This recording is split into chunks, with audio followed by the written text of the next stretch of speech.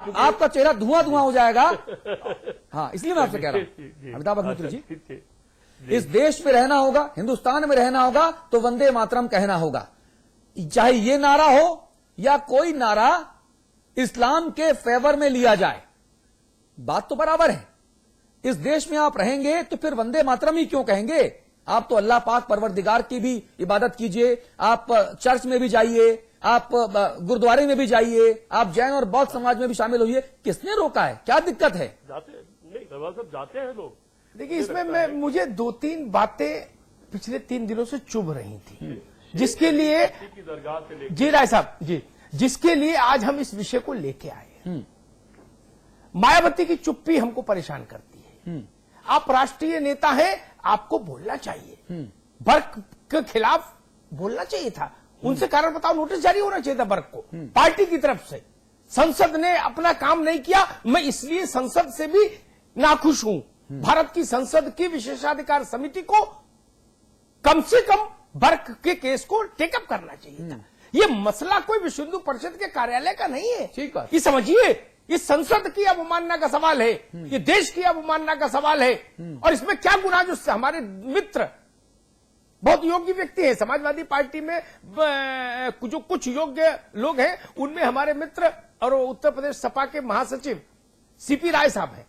लेकिन मैं राय साहब से इस्तीफा क्या नहीं रखता। इस नारे में, इस बात में कहां प्रॉब्लम है कि भारत में रहना होगा तो जनगण मन कहना होगा, वंदे मातरम कहना होगा, इसमें क्या प्रॉब्लम है? क्यों नहीं कहना होगा? एक चीज। दूसरी चीज, मुझे आपत्ति है राय साहब की पार्टी के अध्यक्ष से भी। बसपा का पार्षद भी साइकिल से गिर पड़े तो समाजवादी पार्टी की क्रिया और प्रतिक्रिया दोनों आती है। इतना बड़ा हंगामा हो गया, समाजवादी पार्टी नहीं बोलेगी क्योंकि वो भी डर रही है। वो बोलेगी कि बर्क के खिलाफ बोलेंगे तो बेमतलब हम रपट पड़ेंगे। तो जो बाराबंकी में एप्लीकेशन कलेक्टर से मूव कराई, उसका लाभ भी पानी में जाएगा। तो अब सपा भी खामोश। ये तो है आज की राजनीति का चेहरा। अब मौलाना साहब ने जो बातें कही, दिल को छूने वाली बातें कही, ये इस्लाम का वास्तविक चेहरा है। मैं जानना चाहता हूं कि आज जो लोग हैं, ये लोग मौलाना आजाद से बड़े लोग हैं। इनकी बुद्धि, इनका विवेक, इनकी समझ, इनकी सोच, जहनियत मौलाना आजाद से बड़ी है। मैं 100 मुस्लिम नेताओं के नाम गिनाऊं जिन्होंने वंदे मातरम को इस देश की आत्मा के तौर पर मानने के लिए अभियान चलाया। उन्होंने गाया, सबने गाया का सवाल नहीं राय साहब, गाया तो सबने, मन से या बेमन से। मैं मौलाना आजाद का स्मरण इसलिए करता हूं कि लोकसभा में वंदे मातरम गाया जाए, इसके लिए मौलाना आजाद भी सामने खड़े हुए थे। उस कमेटी की ये बड़ी बात है, ये बड़ी बात है जिसको रेखांकित करना है। गाया तो सबने और गाना ही चाहिए। जो नहीं गाए वो जाए। कहीं तो लक्ष्मण रेखा रखेंगे कि सब कुछ वोट की होलिका में दहन कर देंगे हम, इस देश की मान मर्यादा। और दूसरी बात, मैं बहुत पढ़ा लिखा इंसान नहीं, मुझे मौलाना साहब दुरुस्त करें अगर गलत बोलूं। एक स्मरण आ रहा है, मादरे वतन, ये शब्द फारसी से आया जी। कहां से, क्यों आया, क्यों आया मुझे बताइए।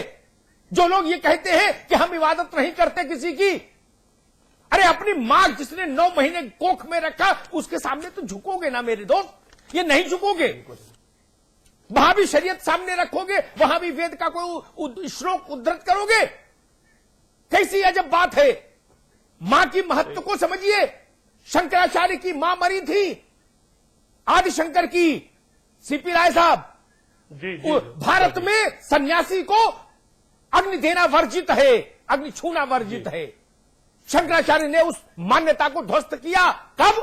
जब देश उन मान्यताओं को बहुत महत्वपूर्ण मानता था जी। और उन्होंने अपनी मां को अग्नि दी। और आज इस देश में वैदिक संस्कृति में अगर सबसे ऊंचा आसन किसी का है तो आदिशंकर का है। इस देश ने माना।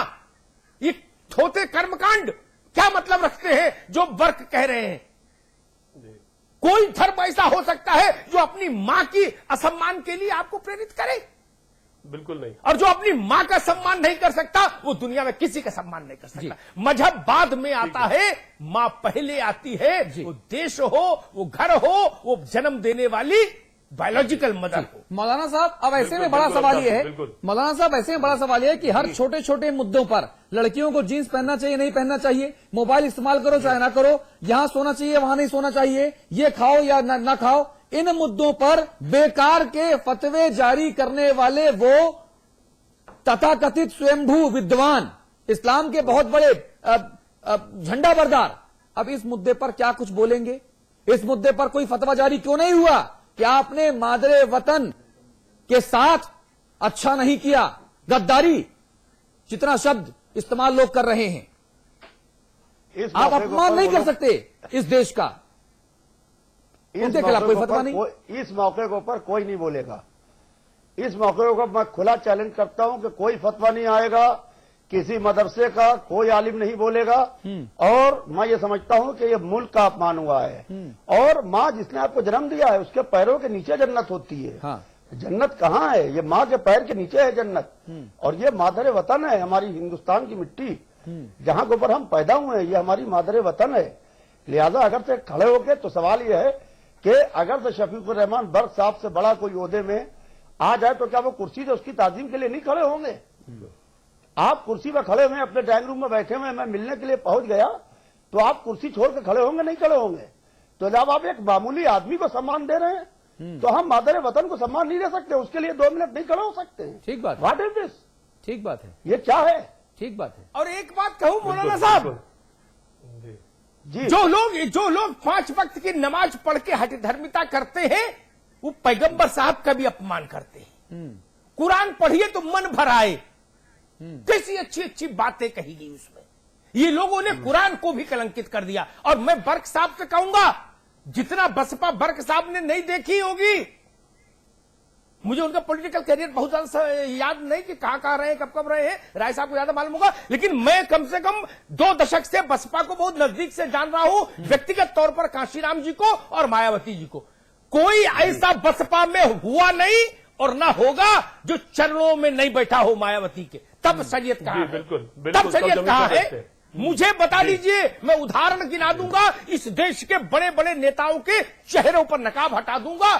कौन कौन नहीं बैठा कांशीराम के चरणों में और मायावती के चरणों में? इस देश के शायद 2-4 नेता बचे होंगे। सारी पार्टियों के नेताओं की बात कह रहा हूं, सीपी राय साहब की पार्टी के नेता भी उसमें शामिल हैं। मैंने तो भारतीय जनता पार्टी के और इस देश के सबसे बड़े नेताओं में शुमार व्यक्ति को भी देखा। कहां है? तब कहां गया हिंदुत्व? कहां गया इस्लाम? अजब बात करते हैं। वहां चरण वंदना में संकोच नहीं, एक अदद टिकट के लिए, एक अदद मेंबरी के लिए। जी जी। और जो हिंदुस्तान की हवा और मिट्टी आपको जीवन दे रही है, उसके साथ आपका ये व्यवहार। ठीक बात है। और राय साहब, बड़ा सवाल आपकी और आपकी सरकार के ऊपर भी है कि बर्क साहब इस उत्तर प्रदेश के मूल निवासी हैं, आपकी सरकार उत्तर प्रदेश में है और देश का अपमान हुआ। आपकी सरकार की तरफ से, आपकी पार्टी की तरफ से एक लाइन की प्रतिक्रिया नहीं आई। होना यह चाहिए था कि आपकी सरकार इसमें स्यू मोटो लेती और हमें मुकदमा दिलाती। देखिए अतुल, मैं बताऊं, व्यक्तिगत तौर पर राय साहब तो बोल सकते हैं। हाँ। ये क्रांतिकारी व्यक्ति है, ये कई बार बोल के अपना नुकसान करवा चुके हैं। हाँ, हाँ। लेकिन मुलायम सिंह जी का इन पर स्नेह इतना रहता है कि वो बार बार इनको ले आते हैं। नहीं, इसीलिए आज समझ के बोल रहे हैं। लेकिन इनकी पार्टी नहीं बोलेगी, पार्टी नहीं बोलेगी। मैं डरता नहीं हूं।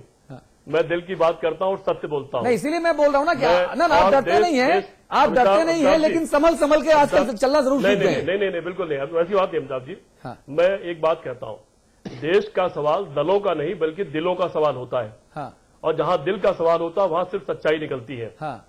यह सच है कि संसद की एक परंपरा है, उसको तोड़ा गया है। हाँ।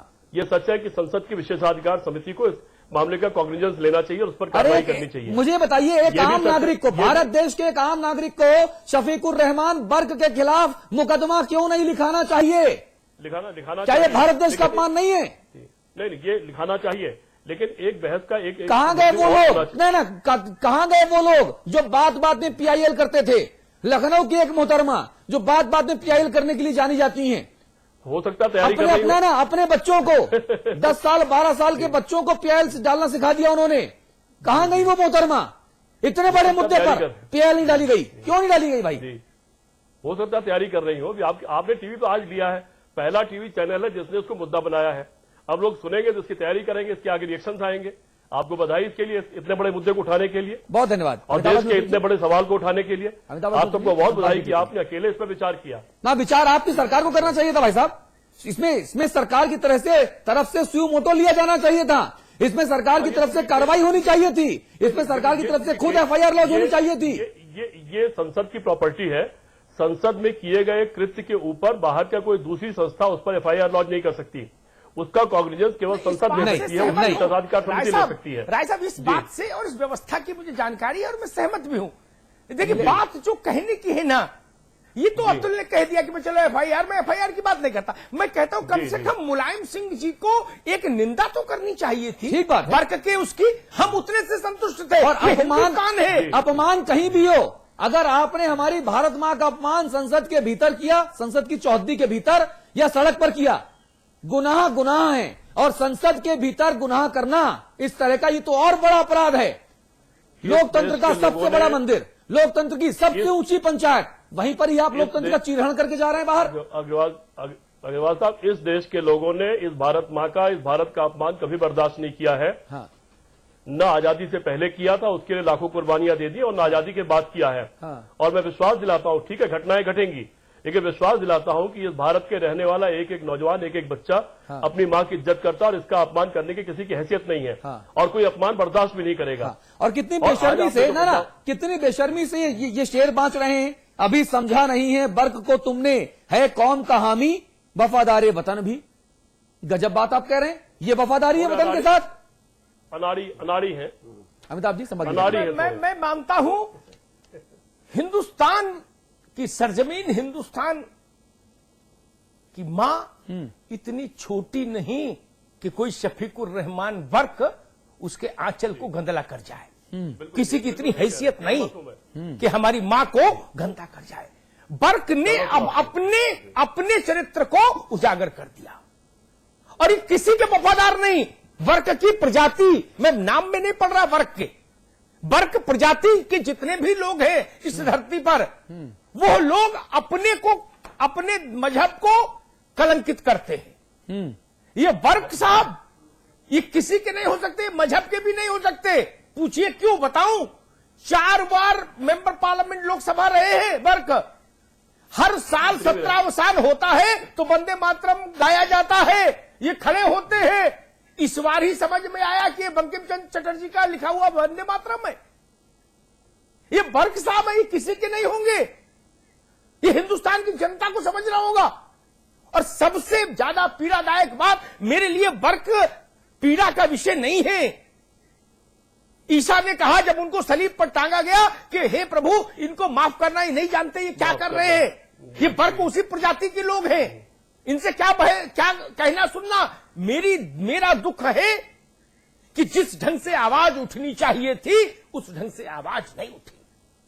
कुछ लोगों ने कहा, हमारे मैं बहुत अदब करता हूं, शिया धर्मगुरु मौलाना यासूब अब्बास साहब, अब बहुत अच्छी बात कही।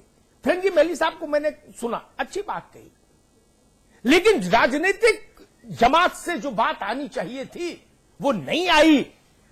भाजपा बोलती है तो दूसरा अर्थ निकाल लेते हैं लोग, इसलिए वो बोलना चाहिए था समाजवादी पार्टी को, बोलना चाहिए था लेफ्ट पार्टीज को, बोलना चाहिए था कांग्रेस को।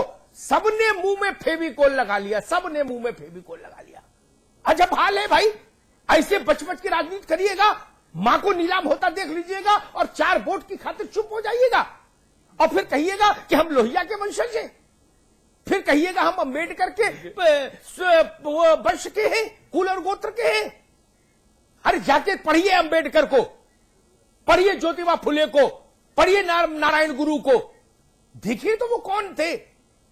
ये जुगनुओं को सूरज होने का भरम का दौर है। जब जुगनुओं को सूरज होने का भरम है, कोई खुद को लोहिया मान रहा है और कोई अंबेडकर मान रहा है, अजब हाल है। और कोई गांधी मान रहा है खुद को, बताइए कहां गांधी और कहां आज के गांधी। ठीक बात है, अजब हाल है इस देश में, सच को सच कहना नहीं चाहते। इसलिए मैं कहता हूं जुर्म वर्क का नहीं अकेले, मौलाना साहब, राजनेताओं से क्या कहूं, आपकी जितने वहां नजर बैठे रहे सबका जुर्म है। आपकी नजर प्रस्ताव पारित करना चाहिए। आपकी नजर एक शेयर करता हूं, वही बात समाप्त करूंगा कि इस तरफ से उस तरफ तक सब शरीके जुर्म है, इस तरफ से उस तरफ तक सब शरीके जुर्म है। आदमी या तो रिहा है या जमानत पर फरार। जी चलिए, चर्चा का वक्त खत्म हो गया है। बहुत बढ़िया, बहुत चर्चा का वक्त